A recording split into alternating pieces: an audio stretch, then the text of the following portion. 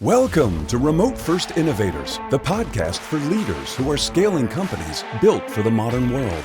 We sit down with founders and experts in distributed work to explore how they've broken down barriers and solved the real-world challenges of growing and running remote teams. Each episode dives into practical strategies for onboarding, IT, security, compliance, and everything it takes to build a thriving distributed business. No fluff, no theory, just what works when your team is everywhere and operations never stop. Here are your hosts, Robert Phelps and Jake Gump.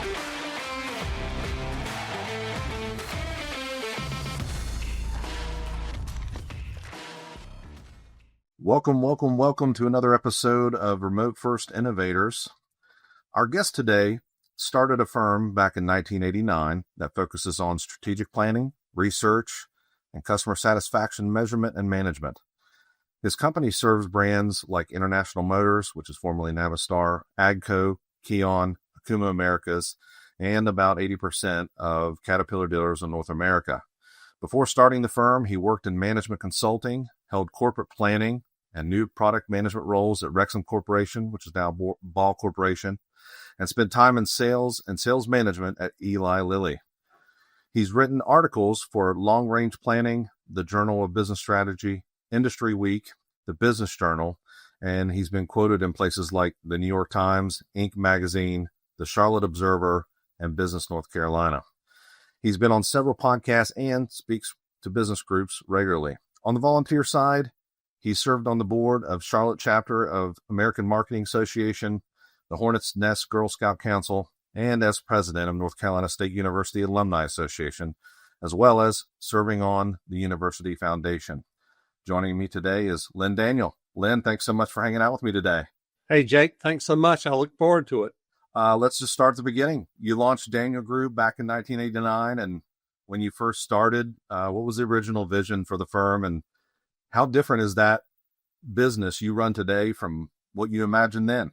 Started the firm as mostly about strategic planning and market research work. That was our focus, and mostly middle market companies was our focus. So companies in the $50-100 million range, and that's where we stayed for a number of years until the early 2000s. And we'd always paid attention to customer satisfaction and customer experience, but not like we started to do in 2000s. And part of that was driven by the fact that I had some strategic planning engagements and realized that some of our clients didn't really know how many customers were walking out the back door.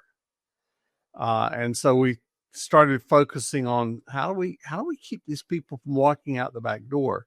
As a result, that has completely changed our company. We now have right around 100 employees. We developed a very robust software platform to help support the work we do with our clients. And it's just, it's completely changed it. One of the things I wanted to do was make research work, and we do feedback work. So make it more action, make it something that you didn't write a report and you come back 6 months later and you see dust on the report because no one had opened it since the first day of presentation. So I wanted to really try to make something that helped our clients to really improve their relationship with the customer. And that's been our focus ever since 2004. You know, you've been remote in some form long before COVID made it cool. Can you walk through the early decision to build a distributed interviewing team instead of a traditional brick and mortar call center?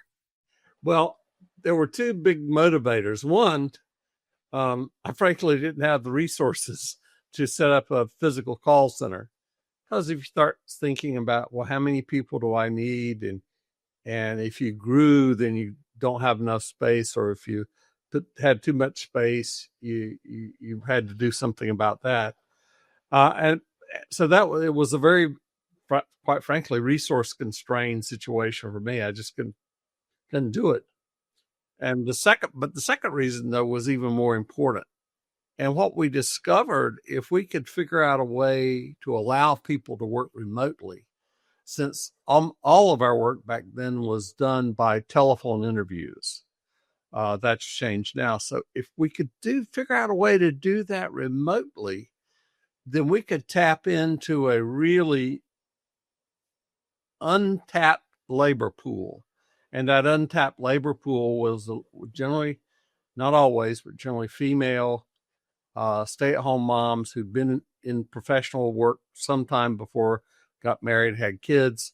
They were looking for some more money. They were looking for ways to do something in addition to taking care of children. So this provided them the opportunity to do that. So that was those were the two big motivators for us going remote. And I think we've discovered it just has worked remarkably well. What did you think that people thought about, when you decided to go remote? I mean, what was the kind of now it's pretty much, everybody goes, someone's remote. It's kind of not a big deal. It's a part of our society now, but back then it might have been more common to be brick and mortar. Did you get anybody that was kind of like, why don't you just get an office space and do, did you ever get that opinion? Well, actually I had a couple of clients from way back then who are now clients who wanted to know where our call center was, our physical call center. And I said, well, I'm sorry, we really don't have one. Of course, that then got into questions. Well, how are you going to hold people accountable? How are you going to make sure that that if one of your interviewers is talking to our customer, they don't hear a baby crying or a dog barking in the back? All these other questions that were there. But it doesn't take very long for them to realize it doesn't really matter where these people are. As long as they're the right kind of people, they're motivated, and you train them well, then they can deliver high quality results pretty much anywhere. Yeah. When we had talked there a few days ago, you were mentioning how just the tech wasn't where it is now. And, the early VoIP systems, phone systems, there was limited bandwidth, just a lot of trial and error. Can you share just, some of those early war stories of, getting a remote call center to actually function day to day?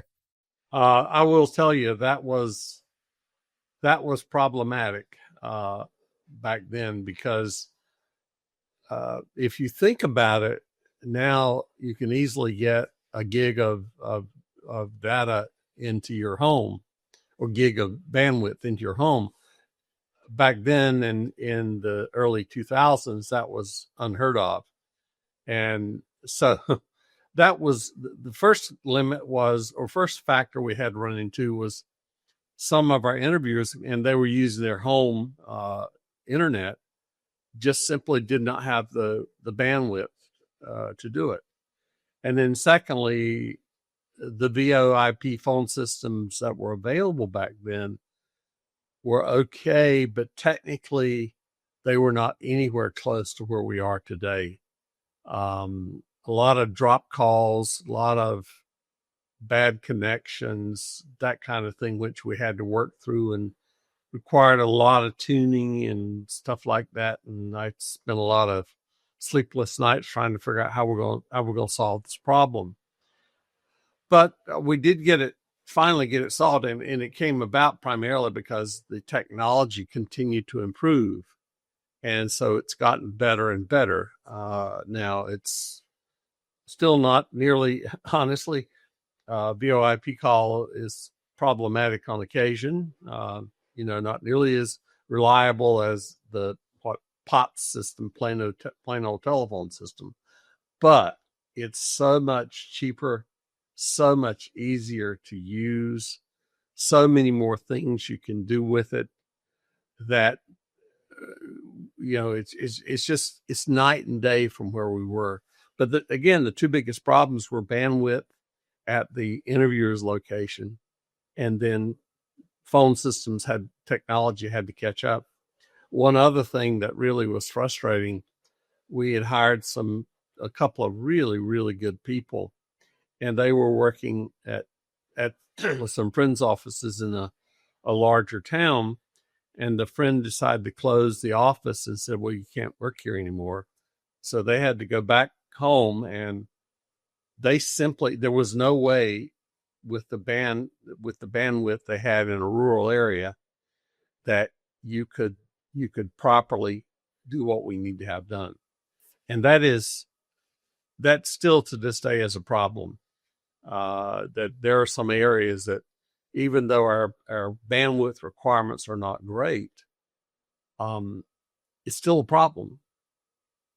And we've actually lost people because they just don't have the bandwidth to be able to do the job. I'm actually interested if any of your staff has gotten Starlink and they've gone remote, like not even, fiber. I know a lot of states are trying to run fiber, in rural areas. But are they using Starlink anywhere? And is it actually working for some of your staff? I know we have one person who's using Starlink. They've got a large family farm, and so they use Starlink for everything. She loves it. She says it's very dependable. I think we both know some of the issues with Starlink, and that is, if you've got any kind of tree canopy, you're going to have trouble. But I think she's the only one, to my knowledge, who's using Starlink. Well, there is, cable and fiber starting to be run more, rural areas. So I do know that's getting better.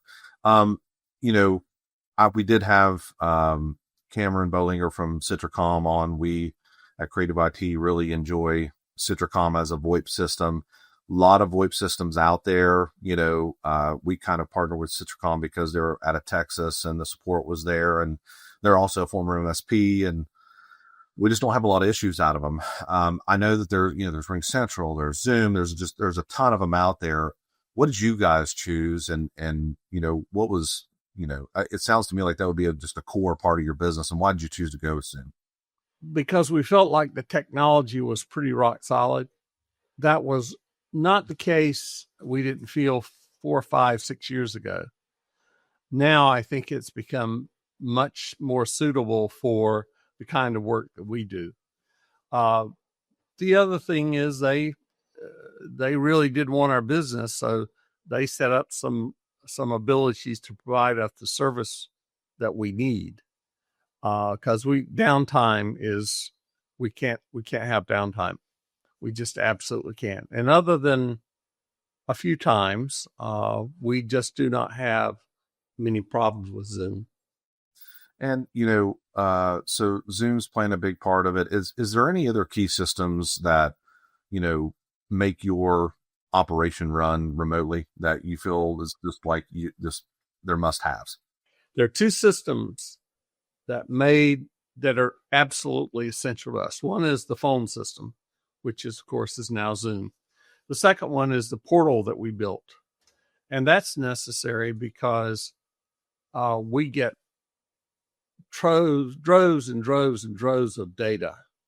You have to be able to handle it in a electronic way. And also we have to be able to get that information to our interviewers so they can do their job and then share the final results with our clients who are scattered all over North America. So those two things, if you think about, both of them were sort of one in particular, the second one in particular was a direct result of the internet and what happened there. But also VoIP was largely a part of what happened during the internet revolution. And so we have, those are two critical systems for us. Had it not been for the portal and for VoIP phone systems, we would have maybe a 10,000 square foot call center somewhere in Southeast Charlotte, with people coming in to make phone calls. And so we just absolutely had to have two good systems to make our process work. And I think so far that seems to be the case. You mentioned something that really stuck with me. Obviously I'm in sales and business development. And you mentioned you've got about 3 seconds on a call to earn the right to ask for 3 minutes of a customer's time. Just how critical is call quality in that moment? And, what have you done to protect that in a remote environment? Call quality is essential. And that's part of the reason, frankly, we went with Zoom.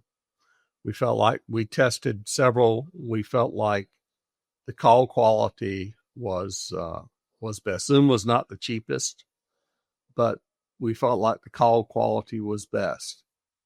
The customer we were talking to has to hear a voice that's warm and friendly. So we try to train people.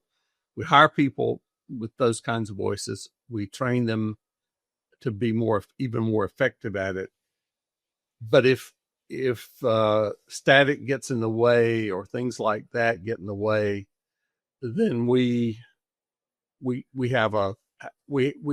create problems for ourselves and for our clients and for their customers.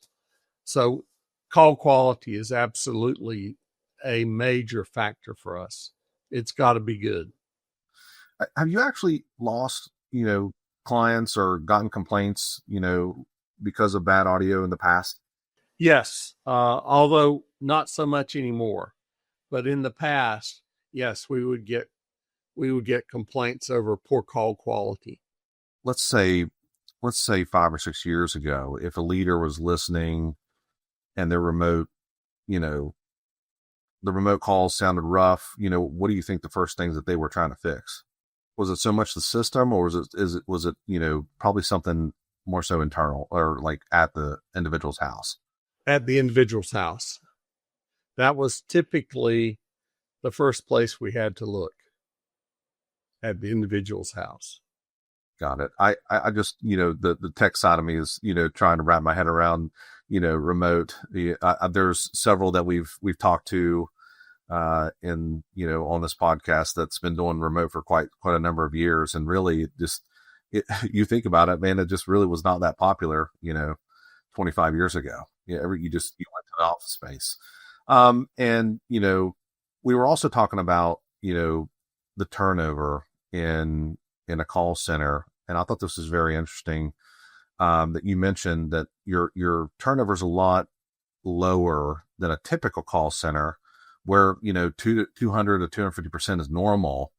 And I just like for you to share, what are the big levers you're pulling to keep people around? There are several things. One is go back to this old adage of hire right. So you really do have to hire right. So we have sort of a very rigorous process we go through. For example, if someone's going to think about joining us, we ask them to go sit with one of our better interviewers so that they get a real quick understanding of this is what the job's like. This is what you have to do. Secondly, we train them so that they are not just thrown to the wolves to figure out what to do when something happens. No, we can't cover every situation, but we can cover a lot of them so that they have a good knowledge and a good comfort with things that may get thrown at them. I think the other thing is we provide flexibility. That, again, a lot of our interviewers, because of family situations, that's a big attraction to them. And lastly, I think some of it is, we work with people who sell things that most people never only see at a distance. A dozer, a piece of metal shaping equipment, a big tractor, big combine, semi truck. You'll see them, but you don't really ever get to talk much about them. And what I've learned, I've been fascinated by this, is they are intrigued by what some of these people do and learning about it. So I think it's there's a little bit of that in there where they enjoy talking to these customers. Let's say, you're interviewing somebody for a job, is there something that, makes it, you're just like, man, this one's going to be a good one long-term employee here? Is there anything like, what are you looking for? I think there are several things. One, obviously, we want a pleasant voice. I mean, that just has to be there. But I think also an engaged voice and an engaged person. They've got to have a little bit of curiosity, because the person with curiosity, if a customer says something on the phone, and we do surveys that are much more, yes, we have scale questions, but we also have open-ended opportunities for open-ended questions. And that researcher has got to know, well, when is a good time I need to probe, because the customer gave me this score, but maybe I need to ask a question about why. So it's that kind of interviewer that we look for and we hire, because they're the ones that can really help our clients to get to understand the why behind the question, or I should say the why behind the response. Definitely a skill set, I think, that some people have naturally. And if you find you don't think it's natural at all. It's Jake, it's natural to some people, but not natural to as many as I'd like to see. And also, I think it can be learned. I have a bias in that I'm not sure we try to encourage enough curiosity in our world. It certainly is when kids are coming up through school, curiosity about why things work, how things work. That kind of curiosity is more in need, quite frankly. So we really try to look hard for those people who have that kind of curiosity, who can actually talk to a customer in much like you and I are talking right now, and make it feel natural and get to understand, well, Mr. Customer, why did you give us that score, without saying that? Because you have to get, if we're going to be effective with our clients, we've got to help them to understand, why did the customer say what he said.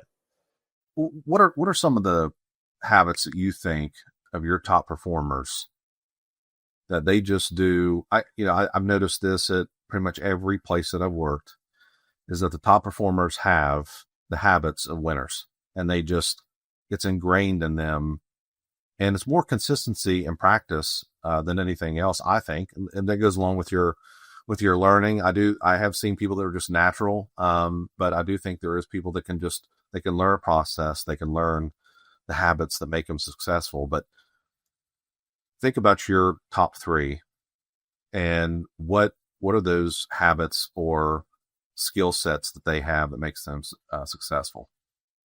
One, they are very disciplined. They're very organized. So if they start the morning, they'll start with, these are the things that I need to work on today. They know which client they're going to be working with, how many they need to get done.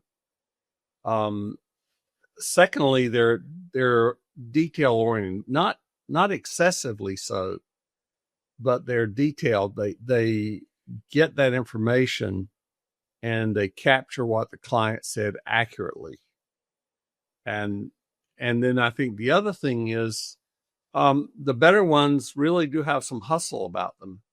And I think the part of the reason they have hustle is I think they enjoy talking to these people. I mean, it was one funny story. We try 4 times to reach a customer. If we don't reach a customer, they are put on a do not contact list for 60 days. Well, one of our interviewers was calling a farmer somewhere out in the Midwest about a tractor he purchased. Well, every time she tried to call, she got the farmer's wife. So on the 4th call, the farmer's wife got really suspicious about what was going on with the farmer. And so she had to explain, well, no, there's nothing going on here. I just need to talk to the farmer about the tractor. Oh, no. He probably got a scolding. Oh, I'm sure he did. This younger female voice was calling him about every third or fourth day to find out what was going on. Yeah, some people probably aren't used to those phone calls, I'm sure. Even though I feel like nowadays you just get one or two calls you didn't intend on getting, period. That's just the day we live in. The one other thing we were talking about was, is culture. When I talk to other leaders, they mention how important it is to get the group together and talk a little bit about that culture inside your business. How did you used to do it when you first started, and then what do you do now, and what have you learned over the years about company culture? Well, when we first got started, there were 6 or 8 interviewers, and we could all get around the same table at the same time, and we did it fairly frequently, once a month. As we grew, that became just logistically impossible. But what we have done is really 2 things. One, we have a company-wide get-together once a year, sometimes twice, but generally it's generally close to the holidays. So we've got one coming up in early December. And it's a meal, it's fun time, it's trying to spend time with each other. Because a lot of these, and that leads me into, the second reason is they do a lot of networking among this group of people, because we have Teams and we have Zoom that they can use. So they do a lot of networking around that with some of their friends they know. So between those 2 things and just chats, they get to know each other. So it develops that culture. And then also the get together. But I think the other thing is we've got 2 people who manage these 70 some odd interviewers, and they are just excellent at managing this group of people. It's not an easy job trying to manage 70 people and get right now we have to do around 600 completed surveys a month, or maybe, no, it's more than that now. It's about probably 800. And so it's a job to keep them motivated and keep people moving in the direction that they need to go. And also while we have to focus on productivity, we have to focus on quality. We don't want to be heavy-handed about it. We don't want to be, sort of like the slaves in the galley. We want to make sure that people are able to do their job. They're treated respectfully, and that they deliver good work for us and for our clients. I've had other conversations about putting managers in place, and whenever they did that, they saw a spike of productivity and just, frankly, stress off the owner's back, so to speak, because they're the ones managing in the first several years, as you probably experienced. At what point did you finally say, man, I need to get some managers in here and I need help, or it's time for me to pass and hire that next person? When did you come to that realization, and how was it for you after that? I guess it was probably about 2007 or 8 when I started really realizing that, okay, we have a bit of a tiger by the tail. So we've got to do something about putting in some managerial infrastructure. It was a little challenging because finding the right kind of people is always a challenge. But we've also had the desire, in all cases, whenever possible, that we hire from within. So we found a couple of really good people internally that stepped up and learned some things in the process, and were really good managers for us. that was sort of the first level. The second level is when we got to the point that we probably, I don't know how many clients we had, but we had enough clients for me to realize, hey, I can't do all this by myself. So that's when I brought in a COO, and he's been with us now for 10 years.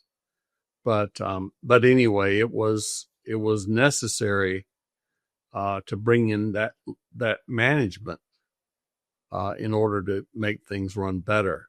Now, I will say one of the things I'm deathly against is having too many managers.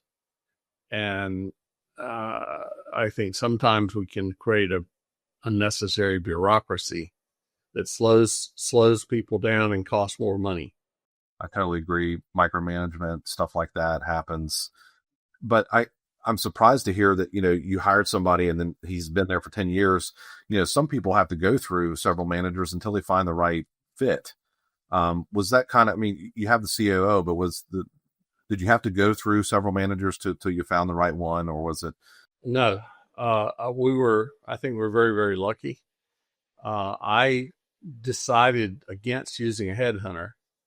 Instead, I hired a psychologist, professor at Davidson, to work with us on, well, what type of person do we need? And I'm not talking about their educational or their background at work, although that played into it, but just what kind of person do we need that will fit in our culture? And so he worked with us for quite a while, and I think we developed a really good profile of what we're looking for. And so we decided John said, well, I'll share it with my network of former students and friends, and I'll share it with mine too. So we did, and we unearthed about 8 names, 4 of which we looked at, but the one that we chose was just a really excellent choice, and he's proven to be just very, very good for the company. He works with the culture very well, and sometimes our culture, I think, can be a little maddening, but he works with the culture very well. He's got a lot of stuff done that, frankly, I could never have done. So I really, I would say to any business owner, if you're getting to the point that you need to do something, you may not want to do something, you better sit back and you better think about it, because we could not have gotten to where we are right now without the help of managers. Is there one thing that you can think of that they brought to the table that you're just like, man, I wish I had that capability, but I'm so glad I have this added to the team now, that is just, takes your team to the next level? I think very strong capabilities. Well, now although our COO is not a software engineer, he's a psychologist by training. He's begun to use AI to actually do coding. Why? Because he figures, and I agree with him, he's got to show people how to do it, because this is a whole new world when it comes to using AI to do things like write software code. And honestly, Jake, I'm finding that a number of technical people are a little resistant to it. And so by him actually doing some things like that, now granted, not as large or maybe as sophisticated as the software people in our company would do, he's showing them this is how you can do it, and it'll produce good code. It'll produce it a lot quicker, and probably with fewer errors, although you still have to go back and rethink some things. But I think being able to just show people, well, this is how you do it, really does help build confidence and help them know that we're all not crazy. Yeah, let's talk about AI. I think that's a good segue into that. I know it's always a hot topic. I always like to everybody that comes through the podcast, I always want to get their take on it. I love hearing the stories of maybe how it worked out or it didn't work out, or man, I was resistant to it, and I'm all for it now. But let's, how about your experience? Can you just, was you more skeptical, or are you using it now? Was there a switch that flipped? What's your thoughts on AI? I'm not sure there was ever a switch that flipped. Probably 9 months ago, if we had had this conversation, I would have been a lot less enthusiastic than I am now. But I began using Chat GPT for more than just helping me write emails or write letters or things like that. So give you a simple example. I prepare a quarterly report for one of our client groups so they can see how they perform. And it's a pretty standard report now, although it does, I do try to include something with each report about, okay, have you paid attention to this? And I noticed in one segment of the business that some things had really gotten worse over the last year, actually last 2 years. So you can look at the scores and say, well, this is what was going, it was heading south. Well, okay, but why? Because again, you got to get to why. And so what I did is I just downloaded all the comments from the surveys into Chat GPT and gave it the prompts and said, this is what I want from it. And 5 minutes, 3 minutes later, I had an analysis that probably would have taken me 4 or 5 hours to do otherwise. Wow. That's significant. Yeah, it's significant. And also, it's the ability, for example, it was looking at unstructured feedback. So it categorized that feedback, but then it also included some of the juicier comments from individuals related to each category. So I'm looking at that thinking, how many times in my life have I spent time trying to analyze unstructured data in the past? And how much time I must have spent trying to get to that point. It's ungodly, the time spent. I can imagine that it uncovers a lot of items that maybe, for training, and then, you can actually go back and isolate areas with that unstructured data that really gives you an edge, maybe over other competitors, and then conversations you never actually had before with your clients, that you're bringing to their attention. That sounds profound. I will say, on a daily basis, I've been training my own AI for quite some time, and it does bring new things to light that I never thought about that are substantial to me. I'm also curious. I use AI to record calls and transcribe and write, follow-ups and stuff like that. Do your interviewers have any type of technology like that? And is there anything that's, making an impact for your team? Not yet, but that's coming. What we want to do this year is we want to incorporate, let me back up. We're already using AI for individual surveys. So it comes into the system, AI analyzes it and has some summary of the survey and then some suggestions on what to do about it. What we want to do is a couple of different things. One, when our interviewers talk to a customer, we record all phone calls. So we want to have AI to transcribe those phone calls and then analyze those phone calls, because that's going to take a lot of work out of the interviewer's hands. Sort of busy work in many cases. So it'll take that recording, analyze it, and then and transcribe it, analyze it, and then put it in the survey. So all of that typing that the interviewer does will be done away with. Now, obviously, someone will say, well, the next step is you don't have an interviewer. We may get to that, but I'm a little reluctant to go too far that direction right yet, because I think if people start to sense or feel like they're being interviewed by a robot, not sure how that's going to work unless it's a really, really, really, really good robot. All right. Even then, we're dealing with products that may cost $1 million or more, repairs that may cost $50, $100, $300,000 or $400,000, parts that are expensive.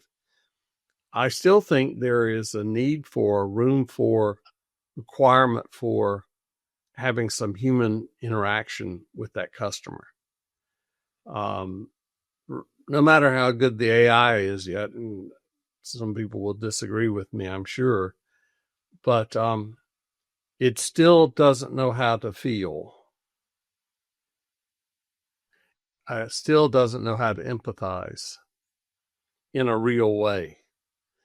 And while we don't want our interviewers empathizing too much with the customer, if we get on the phone with a really angry customer, we want that person to listen. We want that person. And this happened 2 weeks ago where one of our longtime clients, we did an interview and the customer was furious. And the customer was a very big customer. And he said, I'm going to start to recommend that nobody do business with this company in our company because their service is so bad. Well, it was a multi-million-dollar account. Now, that's the kind of thing where I think a human can be far more effective at dealing with it. In this case, the interviewer got all the information, but then she also took it to the next step because they've been trained to do this. She emailed the entire survey directly to the client immediately. They had someone out there talking to that customer the next day. So they basically saved that account. There is still some AI that's going to need human interaction and also human thought process, right? There's only so much logical, hey, yeah, I'm sorry that you're having that, that there's only so many responses there, but I do definitely agree that there's a side of human interaction that will just never go away and AI will never replace. I don't think so. I forget, one of these big AI pioneers said it will never be a fully thinking machine. Now there's some who think it will, but remains to be seen. But my point is that at some point you really do need to have a human involved in these kinds of situations. And for a lot of industries, AI is only as good as the prompt that you are, putting in there. A lot of people, want it to read their mind, but you have to communicate to them on what you're expecting it to deliver. And I think there's some aspects of AI that just overperforms, and then there's some that you still need that human there, still need that human interaction. The other thought of AI, you were talking about developers, and we deal in the remote space with a lot of developers. Some I've spoke with that, were kind of resistant at the start, and then they got used to it and they said, hey, they can do some of the grunt work for me, but there's still these fine details that we have to touch ourselves. How was it for some of the developers in your company? And, how did you guys work through that? I think part of the reason that we've had some good luck with some of our developers is because of some of the work our COO has done to show them this is the possibility. To your point, it always requires a little adjustment because it's never perfect. We've got a very senior engineer who's just really, really very, very good at what he does. And he's begun to use it. But he always goes back over the code and looks at how it works to see, is this really working like I want it to work? We lost one, I think, primarily because he just didn't want any part of AI and any part of letting it do the work he'd been trained to do over the years. So it's one of those things where I think if people, software engineers, can be shown what the possibilities are, most of them will pick it up and say, okay, I think this is something that's possible. We've got one young lady, it's a programmer, and she refers to Chat GPT as Uncle Chat. Because actually what Doug, our COO, wanted to get the programmers to do was to start playing with this, to start seeing how they could use it, even on simple things. So that's what they did, and now she's really starting to use it. But I think it's one of those things where they have to start to see how it could be used. One thing I've learned about software developers, most of them seem to be very conservative people, not necessarily politically, but just conservative in the way to go about doing their work. So something like telling someone that, well, here's a piece of software that can write code for you. Not sure about that, but they're all from Missouri. You have to show them. I think that with AI, there's also a concern about security and compliance.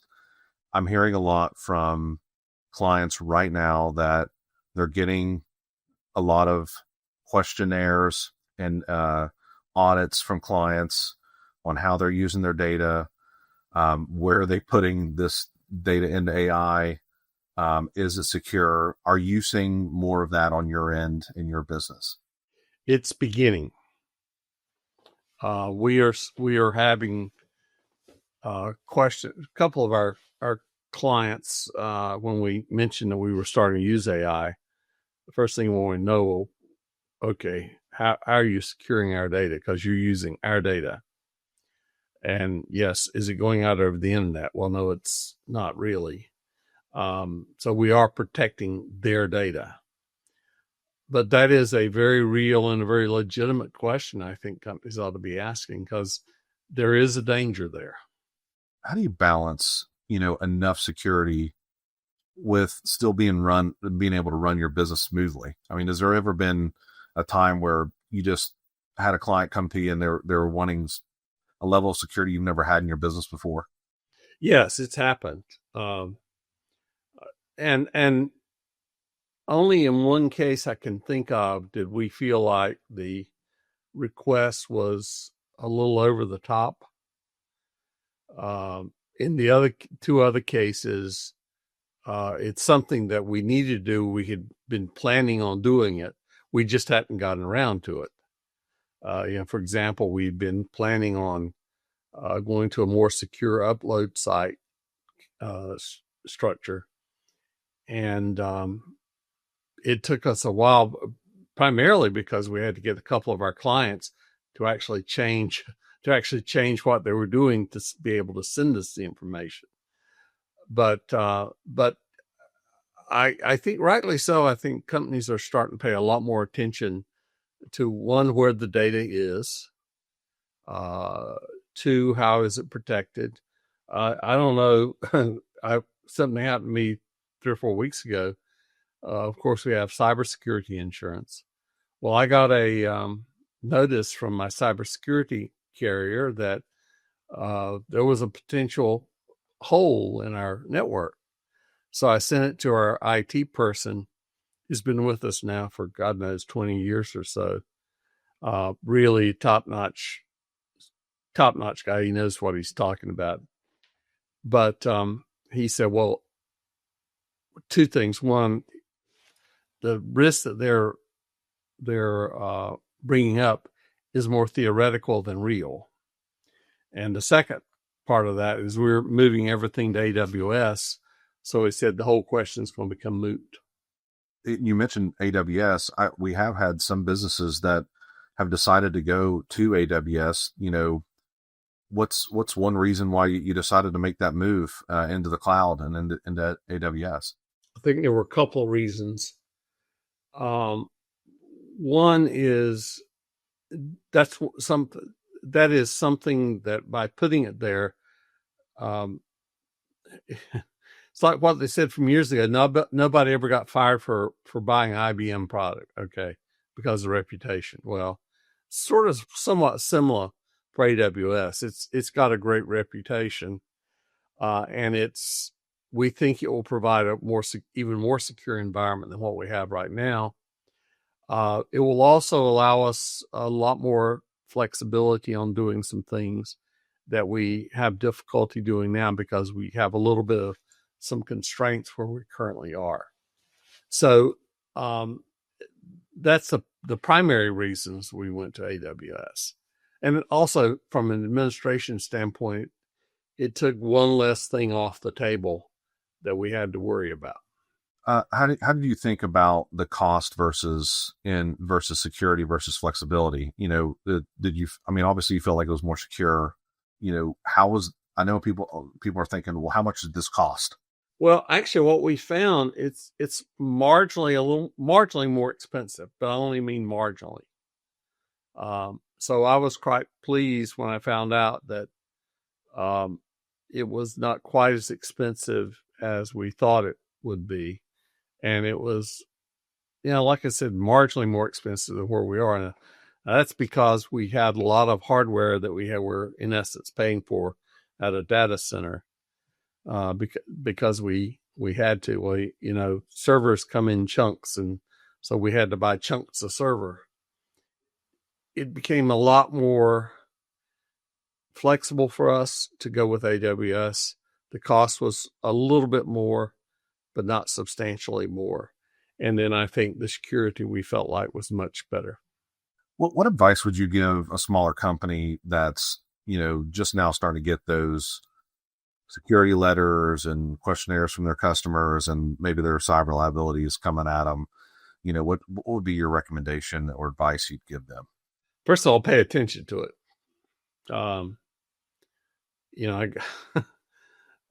There was one particular email we got from a client that Doug and I looked at it and we thought, well, this is crazy.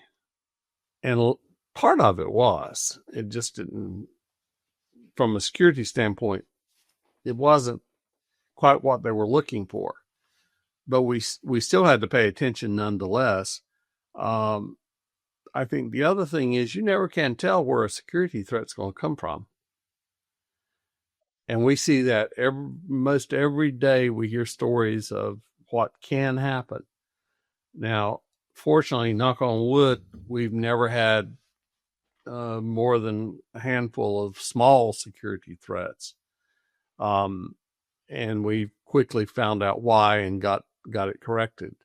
But with AI and all the other technologies that are floating around out there, people can do things now that were heretofore not possible from a computer insecurity standpoint.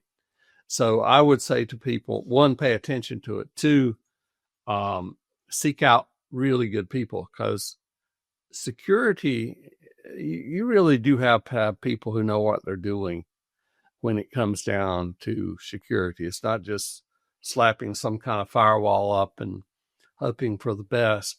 You better pay attention to the people you're talking to and make sure they know what they're doing. One of the things that I like about the fellow that helps us, or the company that helps us, is he does a lot of government security work. So, although I don't know exactly what he does, and he won't tell me, he said, if I did, I'd have to shoot you. So I'm really comforted because I think he does know what he's doing. He's been in this area for years, and so we now feel pretty good about where we are. And I think that brings to the last point I will say is don't ever get comfortable. I totally agree with that. There's so many threats coming out nowadays. I just read an article where they were talking about using AI code to, deploy malware in the certain businesses, and the advantages the AI has is they can do it lightning quick. And it's getting more and more dangerous out there. If you don't have protection, you have to have it now. And when I say protection, we're not talking about McAfee or Norton. We're talking about an actual security operations center, endpoint detection and response, having a response team of someone that's looking at your environment and the alerts that are generated and each individual endpoint. Very, very important to have that. If you don't have anything else, in my opinion, have that. What would you say is, one mistake you would try to save a remote operations entrepreneur from making? And I say this and try to give you some background just for, I'm trying to give a little piece for some. You've been in the business, you've been in the game for a long time. What's one mistake that you'd try to save somebody from making if they were starting their own business? When we first got into this whole world of more sophisticated networking, and we are by no means the most sophisticated. We still are a small company, but our network is fairly sophisticated. And I think one thing I would say to people when you first look at the proposal and you say, it's going to cost that much? Yes, it will. And if you're serious about building your business and you're serious about, certainly if you're serious about doing remote work, the network is your lifeblood. And we have gone through time. We've gone through where we only have one or two pieces of equipment that are physically in our office that are part of our network. Everything else has been outsourced. And we did that because we think it provides us a much more reliable, secure, flexible environment. Now, is it more expensive? Yep, it is. But if you are going to do remote work, if you are going to deal with Fortune 500 companies, Fortune 1000 companies, you're going to have this kind of support. I totally agree. Couldn't agree more. Before we wrap up here, Lynn, I always like to ask individuals that come on the podcast about, their childhood and maybe as you've grown up and had your journey, think about one or two people, maybe mentors, maybe family, or somebody was just instrumental in your development and pushed you to get to where you are now. Did you have anybody like that? And was there, just anything that they really did for you that, man, just helped you and helped you get to your business and to where you are now? Well, I can think of three things. I grew up on a farm in Wilson County, North Carolina. My undergraduate was at NC State, went to graduate school at Virginia and got an MBA. I think the one influence for sure was my family, my mother and my father. Great influencers on me in a very, very positive way. But there were two others. One was an organization and one was a professor. The organization was something called North Carolina Fellows at the time. It's now Caldwell Fellows at NC State. It's a leadership development program. And I won't get into all that it includes, but it was just a fabulous program to start to understand that there are great opportunities in this world that you probably have never even thought about. Certainly a the farm kid coming from Eastern North Carolina had not thought about all those things. And so it was, I tell students who are getting admitted to state, if you want to have a fabulous experience, try to get accepted into the fellows program. This third person was a fellow named Abraham Holtzman. He was a professor at NC State. He really taught me a lot about critical thinking. And I learned a lot about critical thinking after getting a lot of papers back from him with all this red stuff on it and a not so good score. But I learned a lot about how you connect dots and how you unconnect dots and how you do other things and how you put together an argument that's convincing to people. And he was a absolutely fabulous professor. Now he was scary as hell, but because he was very, very demanding, but just an outstanding teacher. Love that. I think that the most demanding, I could think of coaches in my life that were really demanding, and they always demanded the best. And honestly, it yielded the best out of it and got the best out of me. So I can definitely attest to that. So Lynn, this has been great. I've enjoyed, learning more about you and your business. For folks that are, listening, what's the best way for them to learn more about the Daniel Group and the work that you're doing? Well, our website is www.thedanielgroup.com. My email address is Lynn Daniel, LYNNDANIEL @thedanielgroup.com. Shoot me an email. I'd love to chat. All right. That's going to do it for this episode of Remote First Innovators. Big thank you to Lynn for sharing how he's built and run a remote customer experience operation for so many years and how you're layering security and AI without losing the human side. If you've got value from this conversation, go ahead and follow the show, leave a quick review, share this with one leader who's running a remote or hybrid team. If you're a remote first or hybrid company and you want to talk IT, security, or how to keep your team productive from anywhere, you can always reach out to me and the team at Creative IT at creativeit.com. Thanks for listening, and we'll see you on the next one. Remote First Innovators podcast requires more than a conversation. It takes action, research, and collective wisdom. If today's episode resonated with you, we'd love to hear your insights. Join the conversation and help us shape the future together. We'll be back with more stories, strategies, and real-world solutions that are making a difference for everyone. In the meantime, be sure to subscribe, rate, write a review, and share it with someone you think would benefit from it too. Thanks for listening, and we'll see you on the next episode.